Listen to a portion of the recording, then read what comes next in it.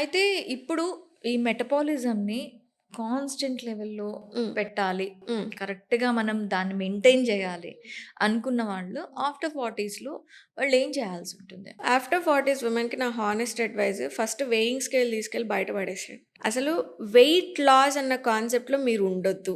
ఎందుకంటే 40స్ ఒక how you విమెన్‌కి are active అన్నట్టుండాలి. ఆ! 40స్‌లో విమెన్‌కి మిడ్ లైఫ్ క్రైసిస్ కనిపిస్తుంది. నీ హార్మోన్స్ మారుతూ ఉంటాయి. మీ పిల్లోళ్ళు టీనేజ్‌కొస్తారు. వాళ్ళ హార్మోన్స్ మారుతూ ఉంటాయి.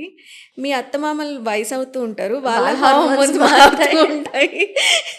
మీ ఆయన ఇంతకుముందు సంపాదించాల్సిన దానికన్నా పిల్లలు పెరుగుతున్నారు కాబట్టి ఇంకొంచెం ఇంకొంచెం ఎక్కువ అందరి హార్మోన్స్ అదర్ అన్ని డైరెక్షన్స్‌లో పరిగెత్తుతున్నాయి. ఈ టైంలో మీకు స్ట్రెస్ ఎక్కువగా ఉంటుంది. హ్మ్. స్ట్రెస్ పెద్ద స్టిమ్యులేటర్. అంటే ఏంటంటే, ఒక బాడీ విపరీతమైన స్ట్రెస్‌కి గురైనప్పుడు అదేమనుకుంటుంది, ఈమె చాలా స్ట్రెస్‌ఫుల్ ఫేజ్‌లో ఉంది. ఒకసారి పొద్దున్న తింటుంది, ఒకసారి సాయంత్రం తింటుంది, ఒకసారి మిడ్‌నైట్ తింటుంది.